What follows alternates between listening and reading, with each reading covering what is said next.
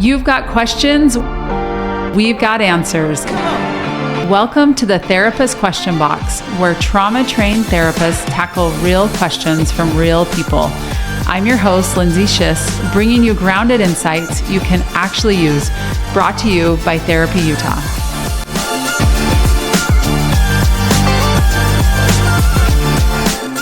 Welcome back to another episode of the Therapist Question Box. We are here to answer your tough questions.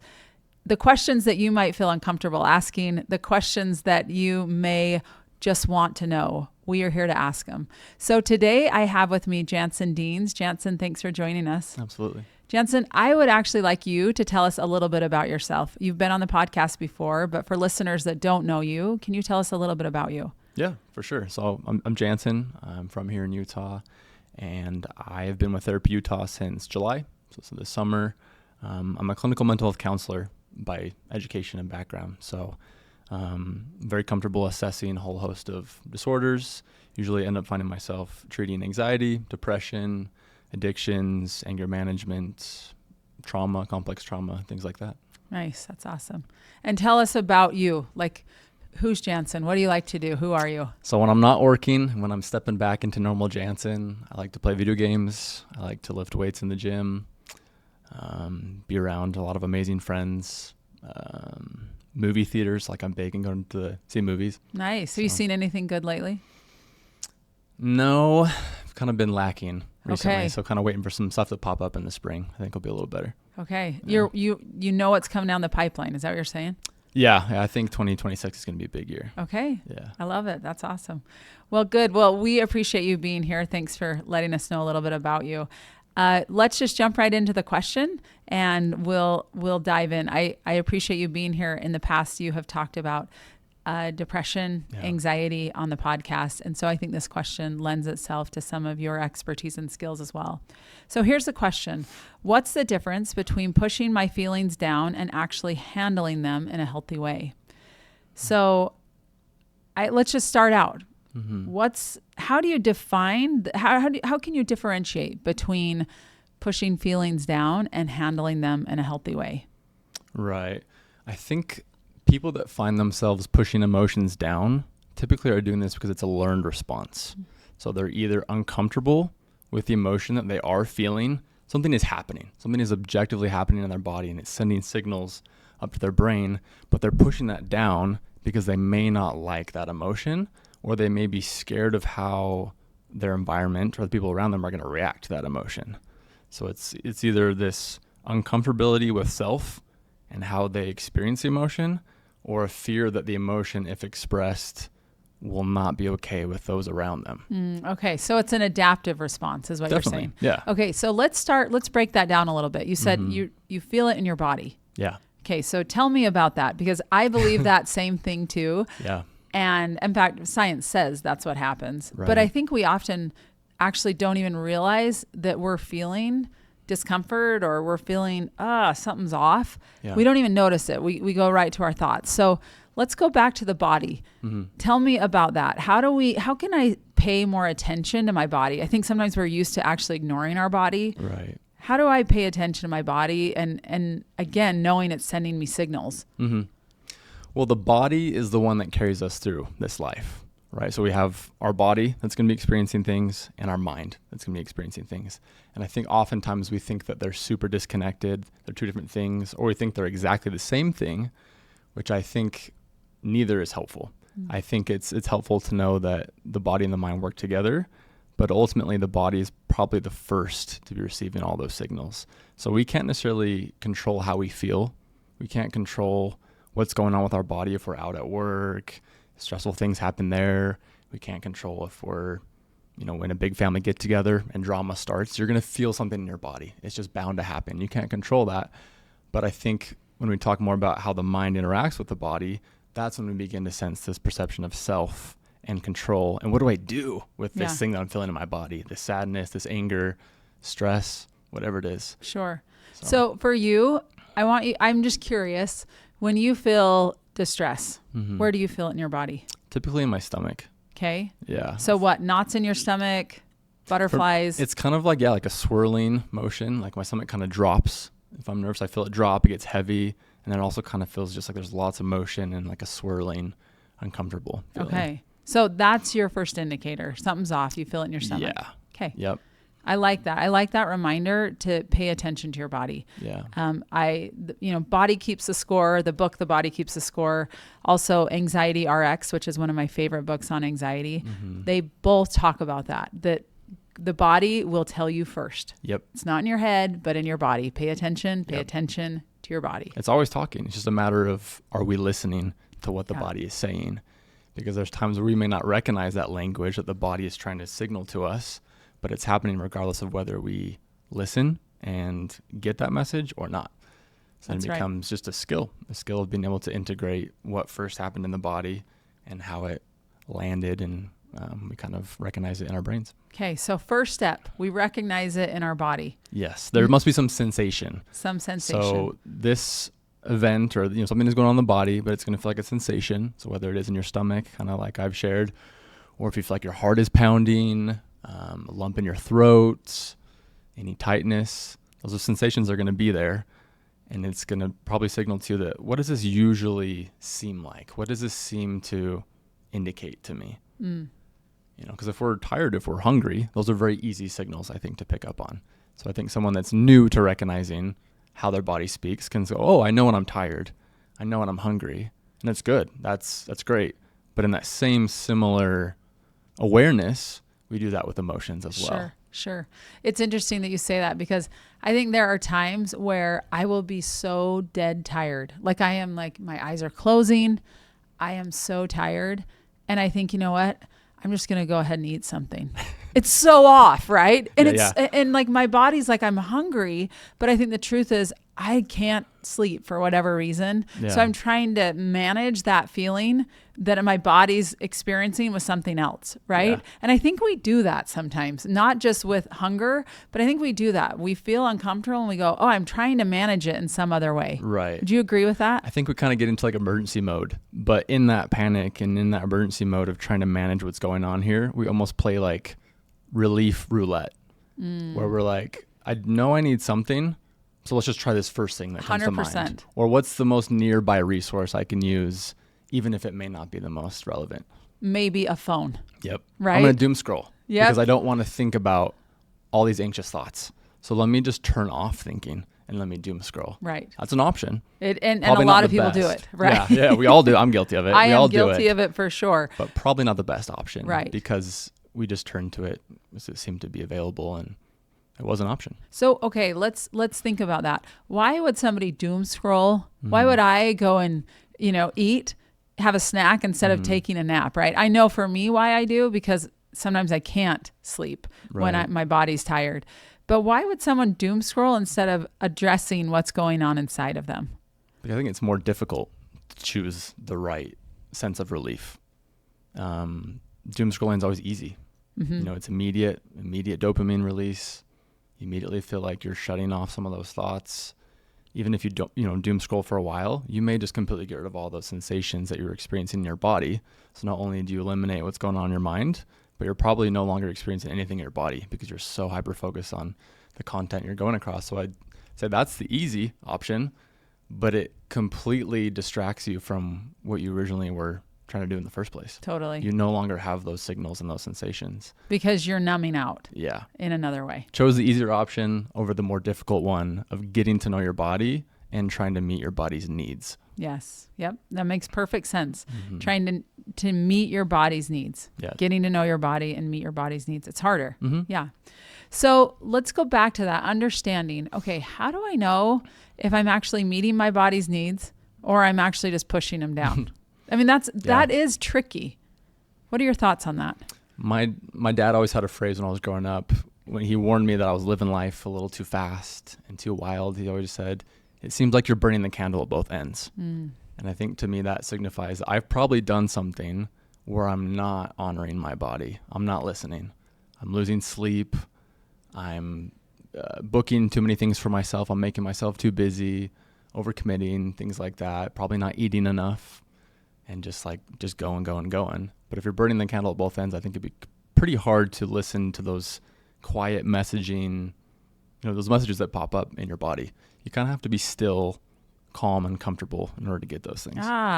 Which is not easy to come by in our day and age, right? Still calm and comfortable. I'm going, well, that doesn't really happen very often. Oh, I shouldn't say very often, but it's hard to come by calm and still. Even those two things. I think, okay, I can get comfortable, but calm and still, there's a lot of motion going on around us, right? So I like that. And it's really interesting when your dad said that you were burning the candle at both ends. Mm-hmm. Would you have agreed with him? Do you think you were going too fast? I think back then I thought I was invincible, so I probably would have disagreed. But now that I'm older and wiser, I definitely know he was telling me the truth. The invincibility of youth. Yeah. Darn it. It's changed a little bit, it sounds like. And so I think we do it when we're younger, just because we're trying to live in the moment and just have fun while it's there. Yeah. And I think we also do it a little bit as we get older too, but for different reasons, out of a sense of like responsibility, purpose. There's different things that will drive us to push past a lot of our needs and just focus on getting things done. Makes sense. Yeah, just getting things done, push past our needs. I think we're actually accustomed to that and we're actually rewarded for it. Yeah. Right? In fact, I was listening to a podcast this morning and he was saying, I have all of this intense culture and productivity. He called it productivity porn on his phone. And I was like, what is that? And he was like, everything is about achieving more, doing more, being more. And I thought about a book that I have read. It's called The Ruthless Elimination of Hurry. And one of the things, which by the way, I completely recommend, it's a fantastic book. But one of the things he said is that 20 years ago, the commercials used to be people at a pool and they were relaxing and they were enjoying themselves. And now it's fast cars and business and making money and it's productivity. Yeah. Like we worship the idol of productivity. Right. And so when you say that, I think that's absolutely true, that we've gotten away from honoring our body, honoring what's going on inside of us because we have these cultural pressures to say, do more, be more, bigger, better, faster, stronger. Would you agree with that? Yeah. Yeah. I think in some ways society is pushing us to live without limits because we're in a way defined by what we can accomplish. Produce. Yep. Absolutely. And so I think it would make sense to push your feelings. For some people, it would make sense in their brain to push it under a rug, sweep it under, because there's no time to feel that. There's no time to be human when I know I need to produce X, Y, and Z. Yep. So it's not healthy, but I think it can logically make sense depending on one's values and the environment they're in. So what do you do about that? Okay, there isn't often time. I don't build time in to go, okay, I got to regulate. Yeah. Okay, I mean, you're scheduled, you know what you got to get done, and you don't really put time in to regulate, right? So how do you do that in the moment? What does that look like? I think these are skills you can learn in therapy. So I think if you've never talked with a mental health professional, it can feel like, wow, that is way foreign to me. But if you're starting from zero, if you come in to see a therapist like myself, we purposely slow everything down. We slow down the agenda, we slow down whatever's going on in session, and we just focus on what are you noticing in your body today? Let me show you a list of common emotions or moods. Pick 2 of those that seem to stand out to you today. Do you resonate with either of these? And we just identify it and sit with it. There's no judgment, something we have to do with the emotion. Let me just see where you're at. So I think that can be helpful. Really helpful. In therapy. And then how to do that at home is, even if you're doing something as simple as like cleaning the house, just try to get your mind to not think about all the other things that need to be done after that or what's been going on in the past, but to think about like, if you're just vacuuming or doing chores, like, what am I noticing in my body? Is there anything that it's trying to tell me even while I do this task? Because I don't think there's ever going to be an ideal time where you can completely slow down, tune out all the distractions and be like, okay, I'm ready. I'm ready to listen, or I'm ready to do my therapy. Right. You kind of have to just find ways to incorporate that into more of your relaxing activities at home. Day-to-day activities. Yeah. It's funny. Over the holidays, we went to Mexico and did some home building there. And while I was there, I was obviously not on my normal schedule, but I have alarms going off throughout the day to remind me things, right? Instead of reminders on my phone, I set alarms. So, it's going off all the time. And my friend said to me, oh, just ignore those. That's exactly what she does. And I thought, oh no, that's awesome that my friend actually is saying, just ignore those. That's what she does, right? Yeah. But I thought, maybe it's something like setting an alarm, and actually setting an alarm, not to be reminded of something to do, but actually a reminder to be. Yeah. Maybe it's that reminder that I set my alarm, not for, again, an appointment, but set an alarm and I say, you know what, where are my shoulders at? Okay, drop my shoulders. Maybe take a deep breath. See what that's like, right? Sure. I know there's apps actually that have an alarm set for that reason, to just kind of focus in and remind, like, oh, check in with your body, see where you're at, right? Because we're not used to doing it. Yeah. So maybe my alarms that I ignore, maybe I could start listening to them and really check in with my body. Yeah, use that as a prompt. Yeah. I think ultimately it just comes down to, like, we need to care for our body. So, like, if you've been trained to not care for your body because you're busy with work or other responsibilities, just try 1% more to care for your body. And if you have an attitude of wanting to have a relationship with your body, I think you'll start to be more curious. Yeah, I like that. So even if you're at work, you're like, how's my posture at work? Because I care about my body, I'm curious about my posture. Is this a stressful posture? Is this painful? Bad for me? Something simple. But I think when you start to have the attitude of wanting to get to know your body, you will make the time to check in and see if there's anything you could adjust. Yeah. Well, and I think put it on your to-do list. If we live in this productivity driven world, put it as something to do. Like, I got to check in with myself. It's important. I want to get to know my body. I want to stay curious there, right? Yeah. So as we're talking about understanding, am I regulating my emotions or am I suppressing them? Am I really just handling them in a healthy way? Have I figured out how to do that, or am I ignoring them? How do I know the difference? Well, I will say one is healthy, and one, though it's adaptive, may not be very healthy. So if we're pressing down our emotions, like we've already spoken about, I don't think that's a very good long-term strategy. I think that's going to cause a little bit of harm, and it's just hard on your body. It's going to lead to more stress stored in the body. It's going to lead to, because essentially what it is, it's like a dishonest way of living. Your emotions are there, right? They objectively come up, but it's okay to have those. We didn't choose. They came up. We didn't choose to have those. And so I think if you're living that dishonestly by trying to, like, avoid the emotion and act like it's not there, I think that, doesn't seem very whole or connected. And so I obviously know why that's happening. I get that we've all learned that, but ultimately we want to recognize that that's not good in the long term. There's going to be some sort of negative effects that come from that, because if you ignore the body's going to have to speak louder. Something's going to pop up later that's going to be a less kind message to you that you will be forced to address. So that's what we're avoiding. But regulating emotions, like if you're kind of faced where you're kind of at that breaking point, 50-50, where, like, I can either suppress this or I can try to find a way to regulate this. Like, I know the emotion. Regulating your emotions is this idea that you're exerting control, or you're trying to prevent something from becoming too extreme, which is healthy. And that's probably the smarter thing to do, which takes practice. But if you are regulating your emotions, it's not that you deny the emotion is there. It's not that you let that do anything in your body. It's that you honor it and accept it, and you choose to still be in control and be in the driver's seat despite having that emotion. That's a great way to look at it. That despite having that emotion, I still am in the driver's seat. Right. And sometimes, in fact, I think often we've got to do something to actually get to that place, right? So, and really recognizing, what are we doing? In fact, a few weeks ago, I was, it's probably 3 weeks ago, and I woke up and nothing had happened. It wasn't anything crazy, but I just was chippy and irritated and bugged at the whole world. And honestly, I couldn't even figure out why. Like, I couldn't put my finger on why. And I thought, okay, I've got to get going. I know what I had on my schedule. I know what I needed to do. And then I thought, wait a minute, Lindsay, do what you tell other people. You're not regulated. You're not okay. So instead of these 20 minutes doing what you thought you were going to do, go take a walk. Go voice memo, go take a walk. And I took my phone and I voice memoed, I turned record on, and I just started walking and talking, and I just let it rip. And it's interesting. I got clear, like, oh, I knew what was going on. I wasn't sure about it until I took some time. Yeah. And then I walked, And I came home and it was completely different. Hmm. I was like, I still had stress, but my body felt different. My head felt clear.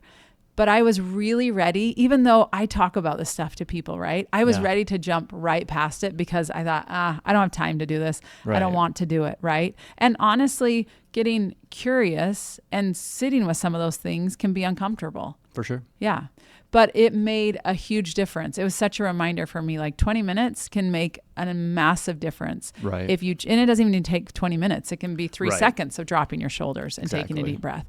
But just that reminder of taking the time to do it. Right. Right.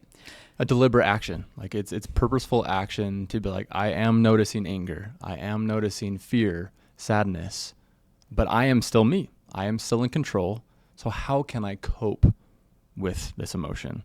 How can I still be at work, showing up the way I need to, acting quote unquote normal while I'm feeling pissed off? And I think that that's a skill, is learning that like, I know I'm angry, but I'm going to continue to be in control and not let it become too intense. So can you give us some skills that like people can put in their tool belt that if they're at work and they're angry, but they know they've got to still be at work, what can they do? What are some pocket tools that they could use that would help them get back to a state of regulation? Honor the feeling. We're not trying to push it down. So I said that's actually step one, is to just, I'm feeling sensations that seem to remind me of anger.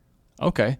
So first I'm going to accept that this is probably anger. Something has made me feel angry and I'm feeling angry in my body. So step one is just letting yourself hold on and identify with the emotion. Acknowledge it. Acknowledge it. Which also without shame. Yes. Because how often do you think we go, I shouldn't feel that way. Yeah. This is stupid. Right. Instead of, you know what? I actually feel that way. Period. It's part of being human. We all feel it. Turns out. Yeah. Yeah. Okay. So number one is acknowledgement. Yes. What are other tools? I'd say kind of notice your breath. I think a lot of things happen just with our lungs, and because breathing is naturally something that we don't have to think about, right? Subconscious, we kind of just do it to survive. But I think if we're becoming activated and there's some intense emotions involved, our breathing is going to start to feel different. And so if you even just notice like, whoa, something is different in my lungs and just like the tension in my body, I say that would be the next best thing to do, is just notice something that maybe was different than 15 minutes before. Okay. So we're noticing that our breathing is different. Yeah. I'm probably breathing really hard, or maybe feel hard to breathe. Like it's hard to kind of inhale, something like that. Or I just feel tension. Like I feel extreme tension in my neck and my shoulders all of a sudden. Okay. So there's, again, more acknowledgement of like, okay, my breath is going to be an indicator. I always tell people that's your first indicator, your breath. Yeah. You'll notice that things are not okay because your breathing's going to change. For sure. Right. Any regulating exercises that you could give people that they could do, right? Maybe they don't have 20 minutes like I did, but maybe they're in the grocery store line, or maybe they're at work. What could they do to help regulate themselves in the moment? The most common one that I use with my clients, and I suggest they do no matter where they're at, is a 5-4-3-2-1 exercise. So if you are trying to implement a 5-4-3-2-1, the 5 is going to stand for like 5 things that you can see. So if you're already somewhere, there's plenty of things you can see, right? So take note of what's around you. Just start to look outward. What do I see around me? Like what color is the wall, the decorations, what textures am I seeing? And then 4 could represent, 4 things that you could use any sense. You could say the smell, 4 things that I can smell. So what smells are popping up around me right now? And then you go down that list, 2 things or 3 things that I could touch, 2 things that I could hear. Just use all those senses to help you kind of ground, recognize that despite the emotion, like you're still in this moment, you still are where you are. I love that. And it helps you just increase control, because while you're possessing that anger, you're saying yes, but, and there's this good idea, like if you can just use like, yes, I'm angry, but it helps you to do all the other things that help keep you regulated and prevent you from doing something that maybe you would regret. Yes. So responding instead of reacting. Yes. Right? Like I choose to respond, but I've got to take that time and do something like a 5-4-3-2-1 exercise. Yeah. It just helps control your mind and get you back into focus. Right. So that you recognize that you are in control and that you don't have to be overrun by whatever that initial sensation and emotion was. I love that you don't have to be overrun. Yeah. I think sometimes we think that, no, it's happening and I don't know what I can Here do it about comes. it. Yeah. It's a tidal wave. No, you actually can. Yeah. And here's something you can do. And what I love about that, you can do it in the grocery store, right? You can do it anywhere. I've done that same thing with 4 square breathing, right? And deep breath in for 4, hold for 4, and then exhale for 4. And I have done that in the grocery store line when have felt dysregulated, right? Or maybe a deep breath in and a slow exhale. Yeah. Again, regulating your nervous system. And I don't have to do some major, excuse me, I got to leave. This is where, I'm not okay, but that I can do it in the moment. Right. So I think I love that idea of having a few things in our pocket and being ready to utilize them. So when we're dysregulated, that we know what we can draw from. Yeah. Yeah. Good. Any other thoughts that you have around this that I haven't talked to you about that you feel like are really important for our listeners to hear? I think another simple thing in terms of what can I do? I'm trying to get better at regulating emotions. I'm trying to get better at managing these things. A simple one, in addition to the 5, 4, 3, 2, 1 technique, is to just take a moment to pause. I think that can be done anywhere as well. Like I'm feeling the urge to act out, to throw something, to yell, to storm out of this room. But if I just take a moment to pause and not do anything, maybe I can kind of gather myself so that urge is less intense and I can start to think of other options. I love that. In fact, on my keychain, I have a comma, and that comma represents the pause. Yeah. And part of that is I've got to remember to pause. Yeah. To just pause, not to barrel through life, barrel through my emotions, but just pause. So I love that, the power of the pause. Yeah. It could even be 20 seconds. So if you are busy doing something, someone provoked you while you're in the middle of an activity, you can take a moment to pause. That can be, 20 to 60 seconds. I think that everyone can manage at least 20 seconds to try and just sit with our body and recognize, okay, I'm in control now. I got to make a decision. I got to do something about this. I love that. You are in control. I mean, that is the bottom line, is right. You can be in control and it's a choice. Yep. Right. Janzen, one last thing. I want you to just tell us about, again, the difference between regulating and suppressing your emotions. You said one is healthy, one is not, right? You said something earlier about our body. Our body is going to manifest. What happens when we suppress emotions? How does it show up in our body? There's research that can show that if you're suppressing emotions and you're ignoring all those signals for years, it can lead to chronic diseases, chronic pain, all these things that are pretty tough to ignore once they come screaming out the door. And so it doesn't happen overnight. It doesn't happen over a period of a week. But if you're doing this years on end, it can lead to some serious difficulties. Yeah. It affects your health and your lifespan ultimately. Right. That's what's amazing is I think sometimes we just think, oh, it's relationship based, right? Like it'll affect our relationships if we lash out or if we can't manage ourselves at work. Yes. And it actually really can affect your health. Yeah. Like majorly impact your health. Right. So when you say that, there's a healthy way and an unhealthy way to do this, like getting really clear about that. Right. Yeah. Such a good reminder. Again, emotional regulation and really getting clear about, am I pushing my feelings down or am I handling them in a healthy way? Such an important question and honestly, universal. Yeah. There's not one person that is going to get away from having emotions come up. Right. All the time. Yeah. All the time. Right. It takes a lifetime to work on these things. Sometimes it's like, I had a day where most of my emotions I was regulated, but this one I wanted to suppress. Everyone does that. Even as therapists, we still have to do this. Amen. So it's not like you get trained in this and you're good. Like I checked it off. I'm no longer going to struggle. You'll be doing this your entire life because there's so many things that can trigger you, different situations. You're going to have to learn how to use the regulation for that situation. Yeah, exactly. In fact, I want to share this. I had a client yesterday. She's probably 7 years old and we're working on anger. And one of the things we actually built a volcano and out of clay, and we were putting angry things that make her mad, little pebbles in there. And noticed that as the volcano got bigger, right? And all those angry pebbles added up that they were going to explode. They were going to overflow like hot lava. But then we talked about taking each one of those pebbles out, right? And what happens? Then the lava doesn't overflow, right? The same principle applies to us, that if we can manage them as they come up, we won't be prone to have explosive moments or react in ways that we are not proud of and and then not show up as who we want to be, right? So I really appreciate this question about pushing feelings down versus handling them, getting intentional about that. I think it is, again, I know it's universal. Yeah. And I also know it's something, like you said, we all have to work on. Yeah. None of us, including therapists, have this dialed in. Right.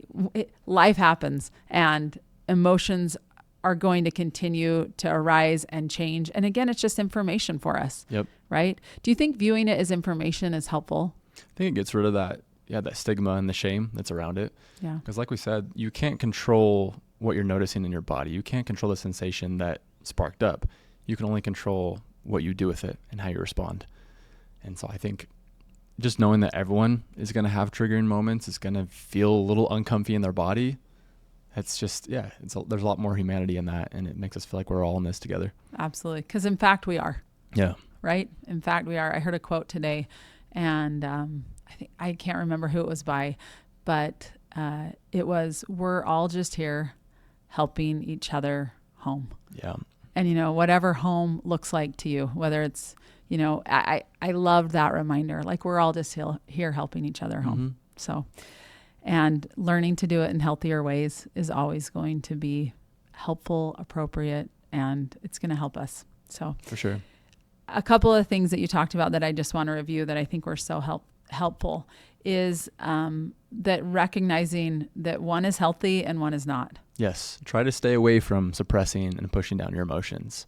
We all do it. And I know we sometimes do it mindlessly, but if you catch yourself doing it, try not to do that. Yeah. Be aware of them. Mm-hmm. Excellent. And so that leads us to our next one, which is acknowledge what is happening, but without judgment, right? Just to be aware something's happening in my body. I can notice this is what's happening. And I don't need to be shameful about it or frustrated. Just acknowledge it. Yeah. Yeah.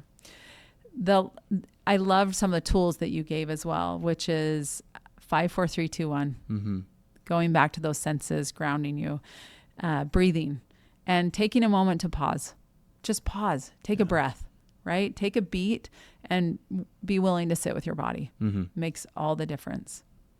Excellent. Well, Janzen, thank you so much for being here. Thanks I really think this episode is going to be something that people can listen to and re-listen to, because it is going to be, like you said, a continual process. We're going to continually be learning and growing in this way if we allow ourselves, because circumstances, life, it all changes and our emotions change as well. So if this question resonated with you, and you're not alone, I think there's a lot of people that will recognize that this is going to be valuable for them. If this is something that you found valuable, please share it with those that you love and like and subscribe. Thank you for being here. And until next time, take care. That's a wrap for today on the Therapist Question Box. I'm Lindsay Schiss. Thanks for listening. And remember, every question you ask is an opportunity to learn and grow. Brought to you by Therapy Utah. Hey, this is Kathy Kinghorn. I'm an owner at Therapy Utah. If you'd like to book with one of our trauma-trained therapists, go to www.therapyutah.org. Thanks for listening.